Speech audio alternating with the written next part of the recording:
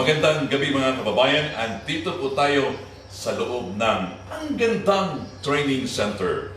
In the field of health, safety, and environment and first aid, their name rings a bell. I'm talking about HSS. It's an abbreviation which stands for Health Safety Solutions. If you are into the field of safety and first aid, I'm sure you will identify easily their logo and their slogan. You know, ito yung kagandahan kasi ang sarap pakinggan ng slogan, especially if you pronounce it with feelings. Yeah? Breathing new life into safety.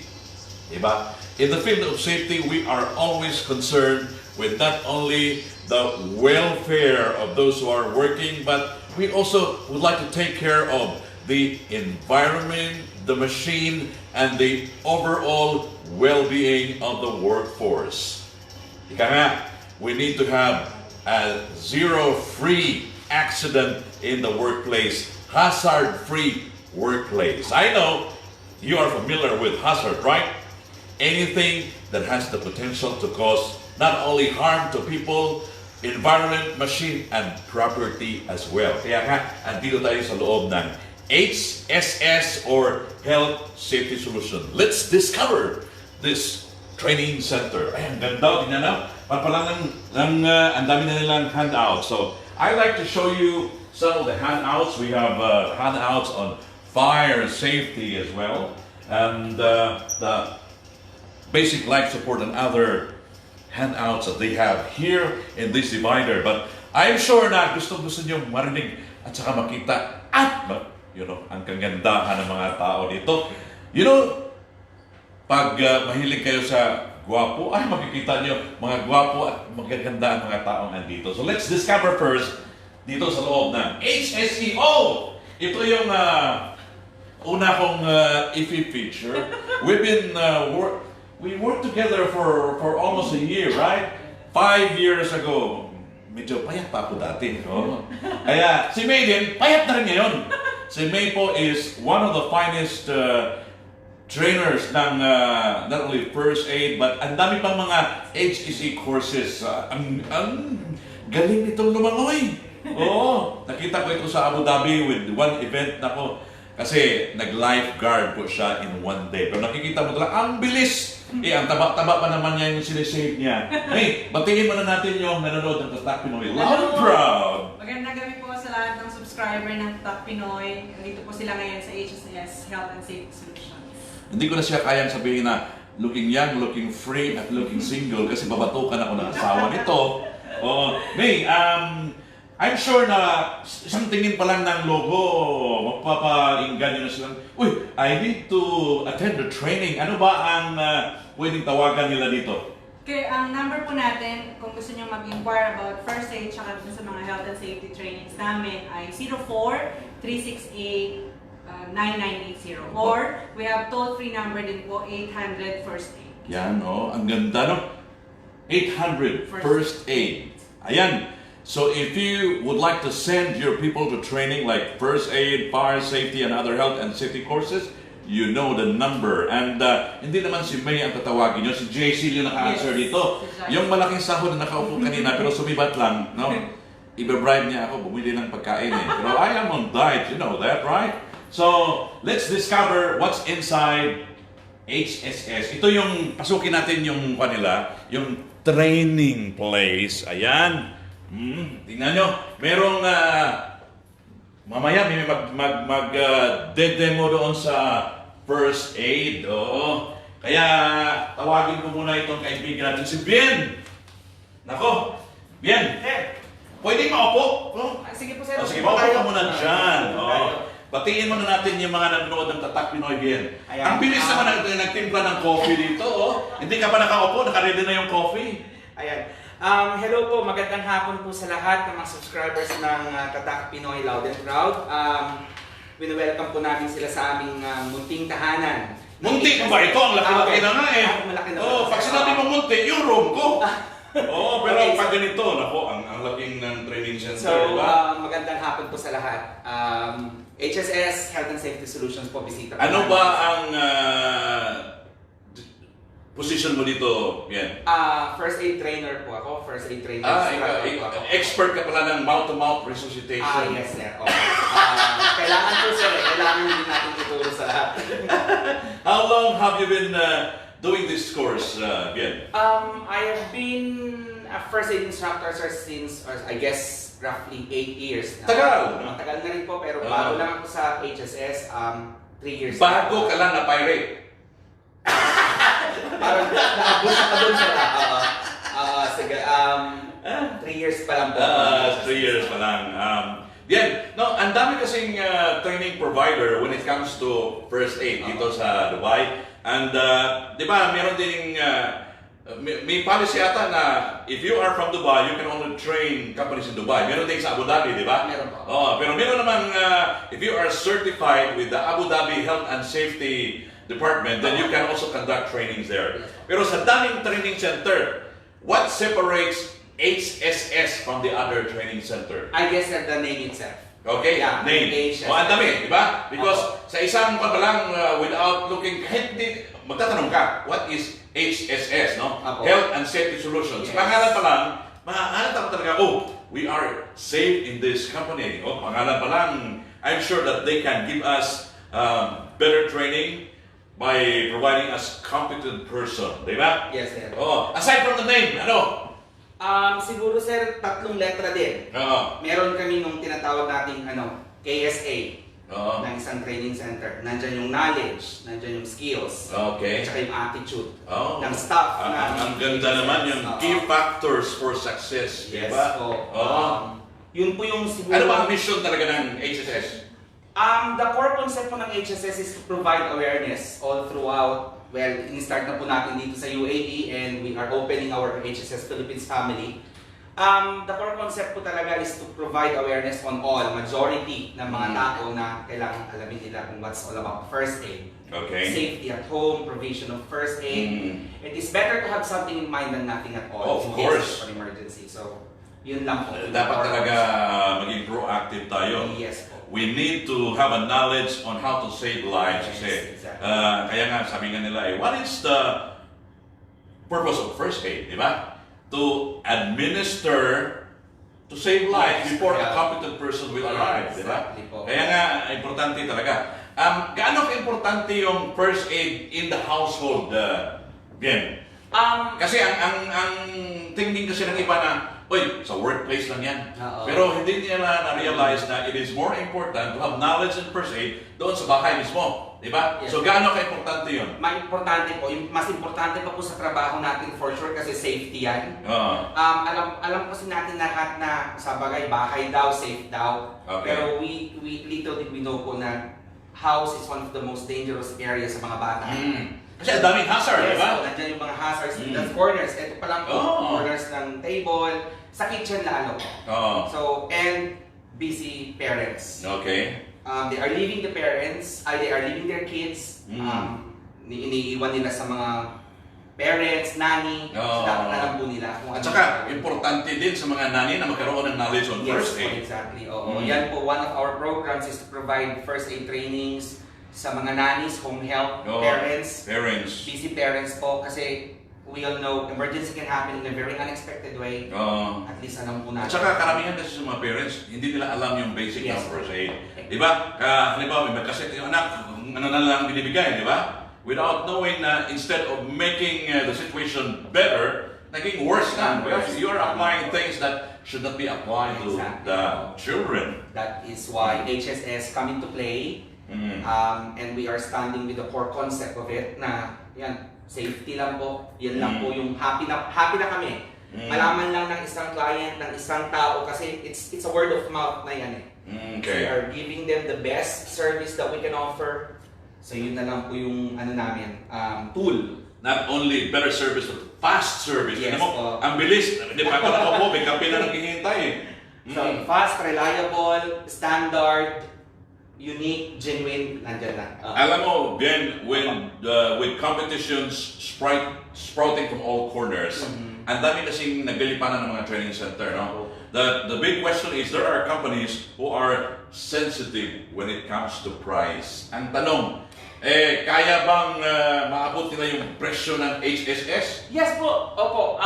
Affordable po kami pero we are focusing on the quality. Quality. Yes po, Yeah. quality over quantity. Oh, okay. Sa totoo lang po. Minsan meron pong talagang medyo mahal kasi kailangan po namin i-meet din yung Depende din sa Yes po. module, di ba? Yeah, depende Because sa there are trainings wherein you should be certified by Yes po. a governing body like yung Dubai Ambulance. Dubai Ambulance at saka Yeah. yung British standards natin ng mga Opo, certification, yes, di ba? exactly, opo. So, I asked you earlier, no, na kung ano ba talaga yung advantage ng HSS. So, ano yung mga certification na accredited yung HSS? Number one po, we are accredited by the Dubai Corporation of Ambulance Services. Okay. Lahat ng mga That is for the first aid Yes, the po. modules. The company itself is also acknowledged by the Dubai municipality. Okay. The Highfields accrediting body for our British Standard First Aid. They, we are working on the American Heart Association to work Okay, with them. that's very good. Yes po, kasi we are going to work with, hopefully by clinics, hospitals, medical professionals. That's a big market to target. Our pool lifeguard trainings accrediting body, the Dubai accreditation centers and things like that. So, marami po. Okay. I mean, ang dami pong mga makinarya na kailangan natin kumpletuhin para makapag-run as an effective and a quality first aid training center. So who is conducting the training? You alone and May, I guess, right? Yes, and The Mr. two of Remus, you. my colleague, sir. My colleague, Remus, Okay. May. And yeah, soon, may tatlo na po kaming bago. Okay. Our operations manager himself, Mr. Richard, is Okay. just new and completing or complying with the requirements of being Okay. a certified instructor. Si Gigi po, our marketing, and Mr. Amit also. You mentioned Remus, right? Yes po. Why don't we call him? Yeah, first? right now. Remus. Sir Remus! Okay. So thank you so much, sir. It's a pleasure talking to you again. But Maganda. don't go away because I will be joining you with the cholesterol enrichment program. Thank you so much. Can we ask Remus to join me here? Okay, Remus. Alright. Waistline ako. Alam mo, pag nakikita ako ng ganitong katawan, para bang nandidiri ako sa sarili ko. Bakit hindi ako magkaroon ng ganyang katawan na looking young, looking free, and looking single? Di ba? Ren, batiin mo na natin yung mga nanood ng Tatak Pinoy, loud and proud. Subscribers ng Tatak Pinoy, proud and loud. So, good evening sa inyo sa mga Ilonggoda ngayong gabi. Oh, Saya. ay, Ilonggo pala. Ilonggo! Oy, naku, hindi. Dapat si Josie pala ang pupunta dito para magkaintindihan yung anong ipamangkot dyan. Alright, so good evening sa inyo dyan. Ren, gaano ba ka-importante yung first aid? As a medical professional, so nurse po ako sa atin. Okay. Been through situations where, alam mo yung, dapat may mga pwede pang makatulong, pero yung iba is reluctant, yung iba hindi alam kung paano gawin. So, when we say about saving someone's life, we're talking about just maybe seconds or minutes. Kasi pag delayed yan in even 1 minute, wala na. Definitely. So, I try to emphasize sa mga trainings namin yung mga 3-minute rule. Okay. So, So what is that 3-minute rule? pag nag-collapse ang patient, and then kailangan mong i-check agad, i-check kung humihinga ba o hindi. Kasi, pag hindi humihinga, after 3 minutes, when you say 4, 5, 6, and so on, Okay. yung mga brain cells na is starting to die now. Okay. So the longer you delay help, the more na yung brain cells niya madadamage. Okay. So now, dito is Ito yung tanong ko. Yes. Kasi pag may mangyayari yan, halimbawa doon sa loob ng flat, di ba? Or Yes. sa places that we are staying as Yeah. OFWs, Yeah. no? Pag merong mangyayaring ganyan, ano talaga ang dapat gawin? Unang-una. So first of all, you have to call ambulance. Ambulance, So okay. yung number pala nila is you can call 998. Ulitin mo nga. Ayan, number ng ambulance. So eto, ibigay ko sa kanya yung mga numbers to remember. Okay. So may tatlo po tayo, 999, eto yung sa police. Okay. Pero pag tumawag kayo ng 999, they can forward it to the department you need. Okay. So 998 yung ambulance natin. In Mhm. case naman of like fire or any evacuation, Mhm. pag tumawag kayo ng civil defense is 997. Okay. So yun. So kaagad tumawag kaagad ng ano ng ambulance. Okay. Sabihin ang location ninyo. Mm. So sa Dubai, may tinatawag tayo ng Makani number. Yung parang square footage. So hanapin ninyo sa mga flat sa kapong flats ninyo or sa villa ninyo. Alam ang location agad, Yan, no? parang may ano siya sa parang Sa labas ata yun, sa labas ng building, di ba? Yung mga 10-digit number siya. Ah. So, pwede nyo ibigay yun. Ang problema, hindi alam ng mga occupants ng building yan. Yes. Di ba? So we need to educate them as them, far as yes. that particular number is So, concerned. our part sa training namin is we update yung mga tao. Okay. Para maging aware sila kung ano mga services ng Dubai Mhm. dito. So, pwede nilang ibigay yung Makani number para punta agad na mabilis yung tulong. So, at this point, no, kailangan ito na yung first aid.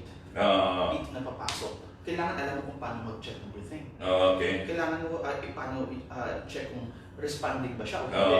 Kung hindi siya responding, quickly i-check mo yung breathing niya. But are we allowed to apply first aid, considering that your competency is at stake? Yet, like, now, Halimbawa, I am not a competent first aid responder. Yes. So, hindi ako pwedeng gumalaw. ito ang mangyayari is, dito kasi sa UAE, May rule, yeah? no, even sa Sharia law, in Sharia, it says that pag sinagip mo pag nakakasagip ka ng isang buhay, it seems that you save the whole humankind. Okay. So what does it mean? Kailangan mong tumulong. Okay? So, we can offer our help depending on the level of our Okay. training. Okay. Oo. So, syempre, those who are not trained in first aid, they cannot do something about Okay. it. Okay? So, the best thing that they can do is Call. So, that's why etong pinaka-importante, papasok na yung first aid natin. So, learning how to perform CPR. Okay? Kasi, we don't know. Okay. We don't know who could be your patient. It could be your loved ones. It could be your friend. So, it could be your colleague. So, kailangan alam natin na when we say 3-minute rule, kailangan gawin natin ito within 3 minutes. Quick! The question is, how long can the ambulance arrive in your workplace? So, it may take them 10 minutes? 15 minutes. Depending on the traffic situation. Correct. That's why we have to help also your ambulance services here. So those who are drivers, na pag narinig ninyo na yung ambulance sa likod niyo, give way ka agad. So you are saving someone's life now by doing that. Okay? At pagkatapos nito is, yun, kailangan mong explain sa kanila kung saan ka. Para mas maganda brief and specific para mas mabilis na yun. Kasi kailangan natin every second kasi important dito. Alam mo, may idea lang ako di ba? Dito kasi sa atin is we stayed in buildings, right? Yes. And bawat buildings kasi hindi nator, di ba? May So, judgment. bakit kaya hindi nila naisip na dapat yung nator may knowledge on first aid, di ba? Yun nga. Dapat meron talaga knowledge sana. Maraming katanungan. But yes, it's good na yung watchman or yung nator. Alam din kung Alam, kasi kahit mayroon bumagsak dyan sa ibaba, di ba? Hindi pa makarating. Kahit sa lobby na. But the most important thing is bawat isa dapat meron. Of course. Meron knowledge talaga. So, kami dito sa HSS, we help people. We're not just doing this the training alone, but we empower them. We have to ensure that after the training, alam mo yung hindi lang na may certificate ka. Kasi certificate is useless. Meron ka bang a follow-up like to reinforce their knowledge? Meron bang follow-up training? Yes, good news in HSS is this. Kasi pag nag-train ko sa amin as, like for example, as a company, we offer a refresher. Okay, that's very good.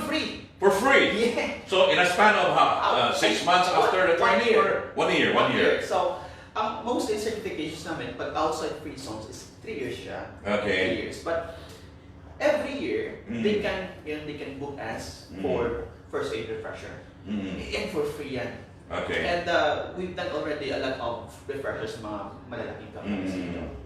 Which is we're very happy sa result. Kasi tinanong ko na, alam niyo pa ba kung ano yung first aid niyo? Okay, go ahead, perform. Without giving instructions. And then they do it. So kasi sa training kasi in-emphasize namin yung yung practical part. Ah. That's why we're a bit unique. Mm. Talaga, we don't really care about kung ano yung mga...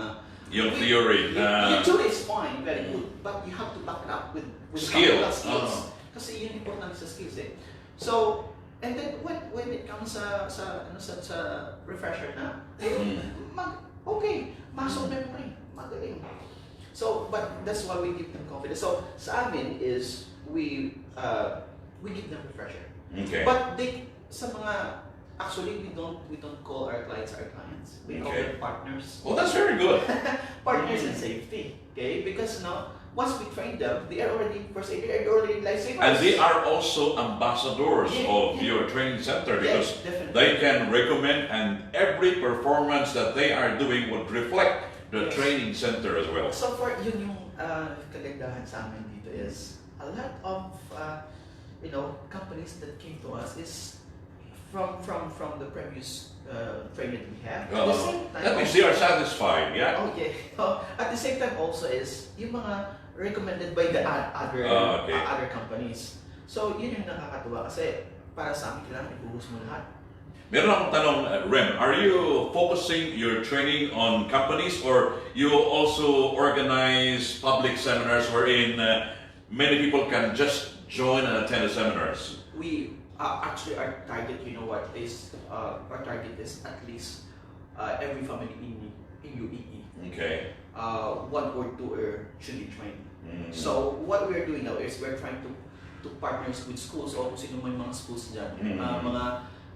May mga events kayo regarding. Meron tayong mga followers ng Tatak Pinoy who are principals and head Yes, of so schools as you well. can contact us. So I think So ano yung number? 04 Okay. 368 9980. Or 800 first aid, right? 800 per se. Oh, yan. So they can contact us. For example, sa school nila may events sila regarding for parents. Mm. So for awareness of first aid, Mm. you can contact us. We can help you. We can deliver trainings. We can maybe we can speak within maybe 30 to 45 minutes. We can bring mannequins there. So we do that. So Okay. not only for companies, but mostly sa lahat. Okay. I will give you the opportunity, Rem, to show us some of the equipment that you are using for training. Okay, yes. Okay, there. Kita nga natin. And I'd like to thank Mark for helping me out tonight here. So, ikaw yung nakafocus sa camera ni Mark there. So while I will prepare May here. Actually, Okay. we are already preparing our stuff. Actually, we have training for like Kuwait. Usually we deliver not only in here in UAE, but we go to other countries. So tomorrow, my flight ako pupuntang Kuwait to deliver training. So ito yung mga example ng mga training equipment namin. So pag mga pedya, when we speak about may mga baby kami dito. Eto. Yan. Yan. Good.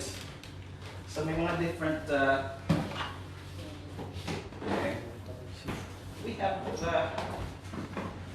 also this is for a child mannequin. Okay. So when we say child, we consider that they a year old until the onset of puberty. So kino-customize namin yung training depending sa needs nila. So marami kami dito. Actually, we are already preparing our stuff because we're going to, mostly we have training also not only here in center but outside also in our center. So we have here also our adult. Okay, yun. Yan. So ito yung mga mga mannequins namin dito. Oh, sorry. Okay. Yep. We ensure that malinis yung mga mannequins namin after the training. So at least okay siya. Okay? Ayan. Right. So we have also yung mga machines natin. We have AEDs. Oh, actually, we deliver also AED training. AED means automated external defibrillator, which is very important one. Okay. Pag alam mo yung ito yung machine. Pasalamatan naman natin ang nag-assist. Hi, Jake. Salamat. Jeno. Right. So, yung machines na to is, we also promote, I mean, not the brand, but we also promote people to learn How to operate. How to operate the machine. Because you know, during cardiac arrest, mostly yung heart natin nagfi-fibrillate siya. Yung ganito, instead of dug dug dug, but usually nagfi-fibrillate siya. So CPR alone cannot correct the heart rhythm. So we need to have like machine to stop the fibrillation in order for the heart to restart again. So very important machine na kailangan natin gamitin within the first 8 minutes of the arrest. Yan. So basic lang to, very easy. Training pads required. Yung training. Powering off. So ang gagawin natin is switch on lang and pakinggan yung instructions. That's it. Very easy. Is this machine available anywhere, like pharmacy, or who are distributing the machines here? I'm not particular with the distributors here, but we have some like companies like places like Araska, which what else? What we have? Distributors for the machines. We have Extra Care. Extra Care, Araska. We have actually a lot of distributors here. But we suggest that every company to grab one. Okay. You can come to us to check the machines, so we can offer you what machines we have. At the same time, we can also assist you on how to maintain it and how to use it. We can give a free training. Okay. For Invite them again, Rem. To Alright, so I invite you all just to check our Facebook page. Remember, subscribe first Tatak Pinoy, okay? And also check our website. Our website is www.hss-ma.com. But you can visit our office. We are here in Latifa Tower, in the 5th floor, 504 West Wing. Or you can call us for 800 First Aid or 04-368-9980. Okay, so Thank you. hopefully to see you one of these days. No, let's enjoy the training here. Thank you. Right, thanks. That's what we call a competent person in the real sense of the word. Now, as promised, joining us is another competent trainer of HSS, May Madrigal. May, batiin mo na natin yung mga nanonood ng Tatak Hello Pinoy. mga subscriber ng Tatak Pinoy. Magandang gabi sa inyo lahat. Kanina, iba yung upuan ni May. Kasi sumibat si Jaisel. Nandiyan na po. Andyan na ba? Mamaya, akala siguro niya maka-iskapo siya eh. May, we're talking about trainings here, right? So, maliban ba sa first aid, ano ba yung ino-offer training ng HSS? At the moment, meron kaming lifeguard training, of course, Okay. which is a license training. Meron kami for Dubai at saka dun sa ibang Emirates. Meron kaming health and safety trainings, level 1, 2, 3 under Highfield Awarding Body for Compliance. Okay. Meron din kaming fire safety. Bukod sa first aid, meron din kami ngayon yung talagang pinapromote namin, sir, is yung back to basic, which is first aid for parents, maids, and nannies. Importante talaga yun, Correct. lalo na At dito saka sa yung home safety. Oo.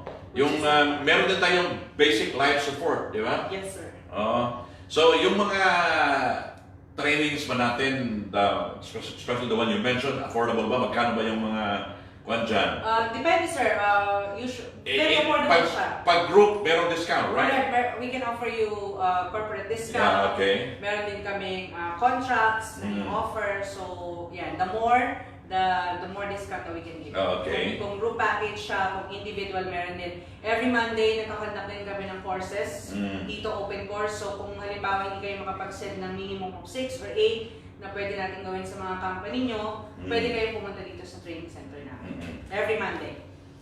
Ngayon, meron akong isa pang katanungan kasi, di ba, na-mention kasi ni Remos na meron din kayong refresher course, di ba? Yes. Would that offer also apply with the other trainings that you have? Yes, sir. So, hindi lang first aid talaga. Like, for example, sir, in-offer namin ngayon sa lifeguards na mga tinay namin. We can go to their hotels, for example, or schools, and then we are there to reinforce the skills that they learn from the training. For example, every 3 months or every 6 months, just to check kung up-to-date pa rin or up-to-standard pa rin yung mga skills na natutunan nila. Kasi, like, for example, lifeguarding, it's a life skills, no? So, kailangan ma-maintain talaga nila yung skills. Kasi po yung ibang nangyayari is pagkatapos ng training, wala na. And if hindi mo ginagamit yung skills, then you will lose it. So, kailangan i-maintain natin yung knowledge and skills nila pagdating siya. As far as I can remember, di ba, pag Highfield, merong written exam yon after the training, di ba? Paano kung halimbawa hindi makapasa doon sa written exam? So, kuha ulit.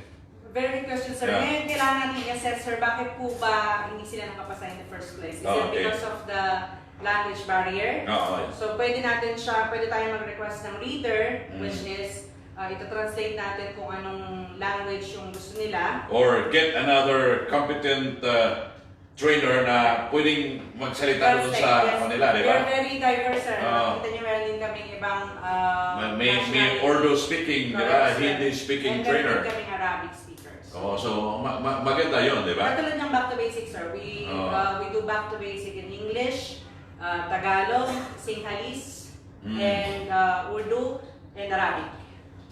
Although, tatlo yung mga languages na meron kami sa manual, which is Arabic, English, and Tagalog, pwede rin kaming mag-translate ng ibang language. Which is maganda. So, folks, yung mga kaibigan natin dyan sa Ras Al Khaimah, Al Quain, pwede pala kayong mag-conduct ng training doon. Yes, sir. No? As long So, as they have minimum ulitin ka natin yung number, may natatawagan nila. 04-368-9980 and 800 first aid. At saka yung Facebook page natin. Facebook page, at saka yung Instagram namin is HSS Nation. Ayan. Mag-like lang kayo doon. Follow nyo lang siya. Nag-post po kami ng mga upcoming events namin at saka trainings. At saka, let's encourage them also that, you know, being in the field of health and safety is a lucrative job, right? Diba? So, ano pa bang ibang training in the future na pwede nyong gawin? Do you have plans of also creating your own safety officer course? Yes, sir. Actually, on process na yung pinaplano na siya. Okay. Meron kaming safety officer course. We're planning to also acquire IOSH training, Okay. EBOSH training. We are now approved by ASHI or American Safety and Health Institute. So, Ang dami mga modules dyan. Yes, sir. Nag-apply na kami ng BLS, ACLS, PULSE, at saka yan, yung mga ganyang courses. And then, for lifeguarding, meron din kaming upcoming na rookie lifeguard, which is from ages 8 to 12. So, meron mga stage yan, sir. So, at the young age, matututo na sila ng life-saving skills. Ganda yun, di ba? Instead of just playing around, di ba? We can educate our kids, give them an opportunity to learn skills. Right? Ngayon, tawagin naman natin yung bossing natin, Richard. Thank you, sir. Tignan na natin. May maraming salamat for joining me. Thank you. Ayan, tingnan mo, katawan pa lang nito.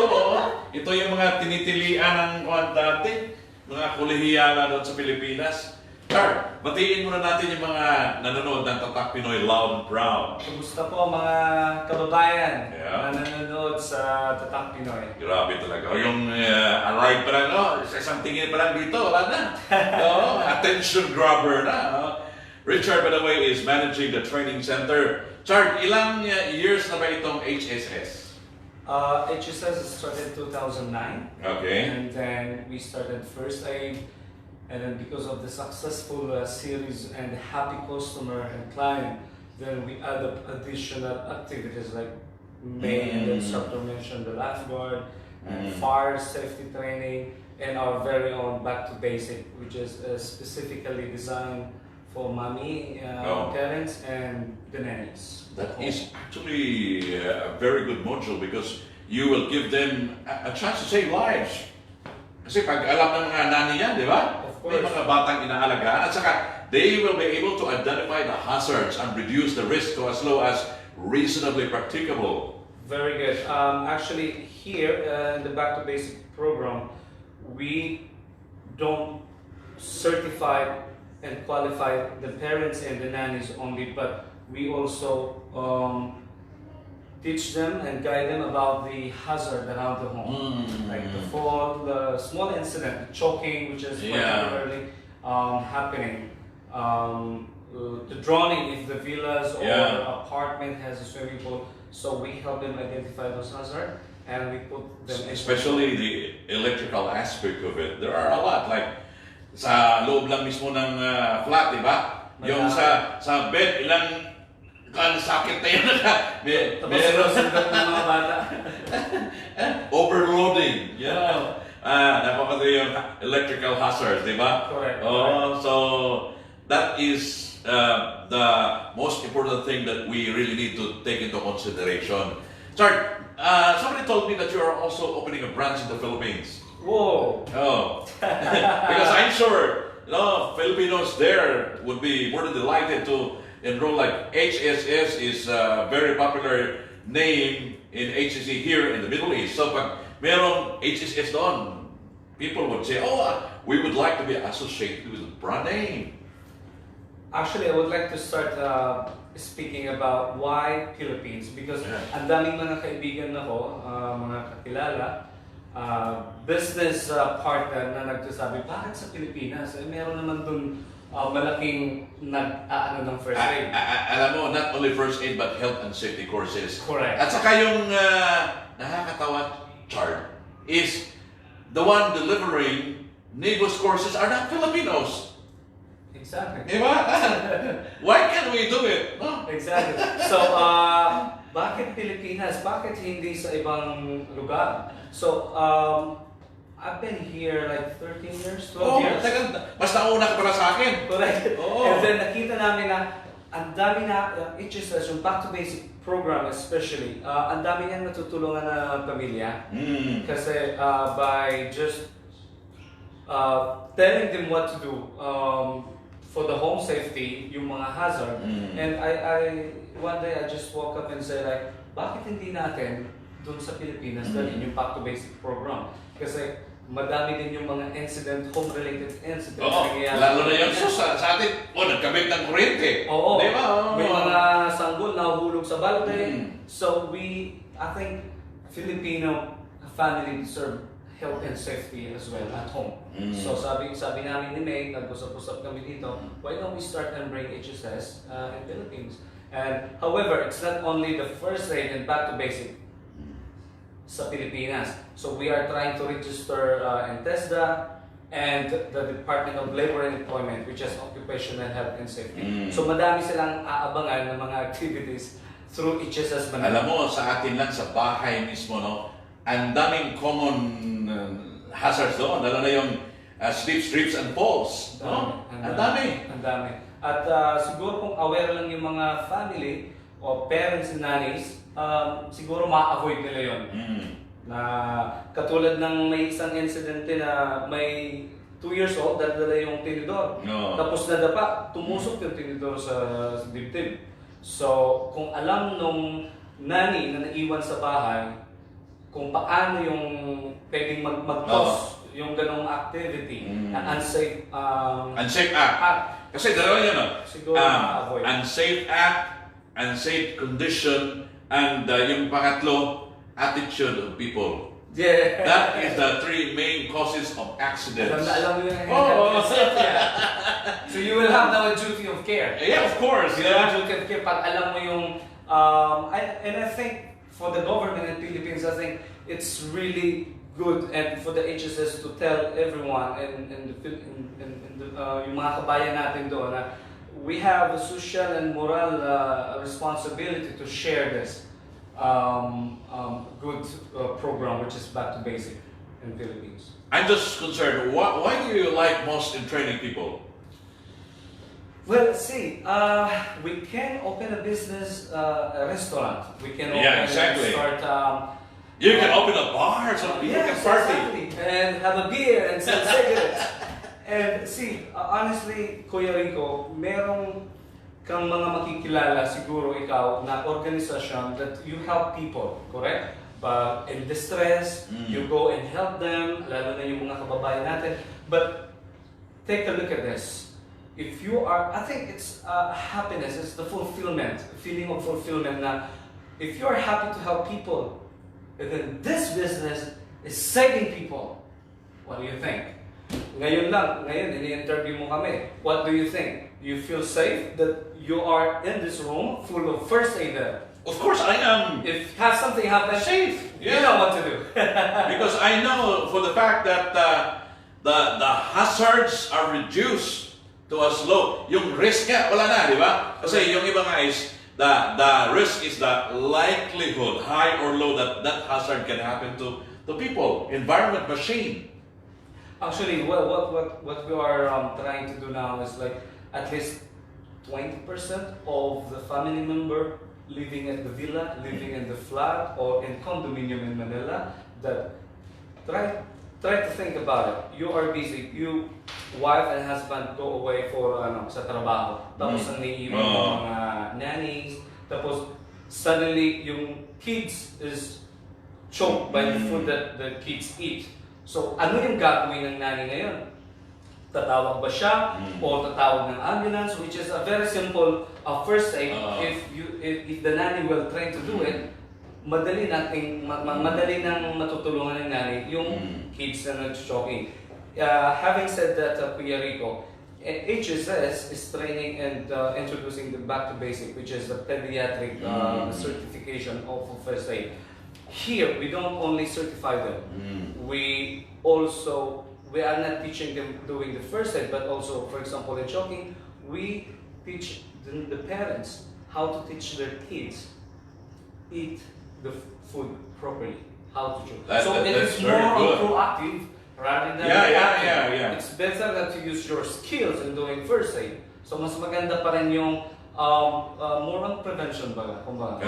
If we can contribute training people 20% of the company workforce in the Philippines, 20% of the family member living in that building, I think we can all help each other reduce the incident in Manila. And I think President Duterte will be very happy for the report that reduce, and HSS, we want to be part of that campaign. Not only that, Char, because as far as I'm concerned, ang kailangan din sa Pilipinas yung fire safety. Di ba? Kasi karamihan ang sunog. Because if you can identify the hazards, even the use of fire extinguisher alone, di ba? Alam ba nila yung pass? Di ba? How to pull the fire aim at the base of the fire, sweep from side to side, di ba? Dapat alam nila yon. At saka kung anong klaseng fire extinguisher ang gagamitin. Kasi yung electrical, di ba? Hindi pwede yung tubig. Gusto ko lang i-clarify, yes, we will bring that training, not only the first aid, but the fire training. Ang iba kasi iniisip nila, fire training, kailangan namin ng hose na mag-ano ng apoy sa malaking area. No, actually, why you train people to do, yung civil defense ang gagamit ng hose na malaki. What people need to know is to prevent the fire and what to do in case there's a fire. So mga basic na what to call, who to call, and then how to use the fire extinguisher and where to go, yung exit point, saan sila tatakbo kapag may assembly point.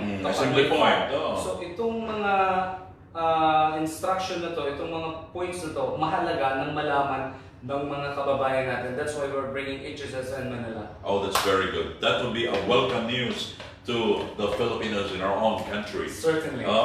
Chard, any parting words, inviting once again to avail your services in the field of training?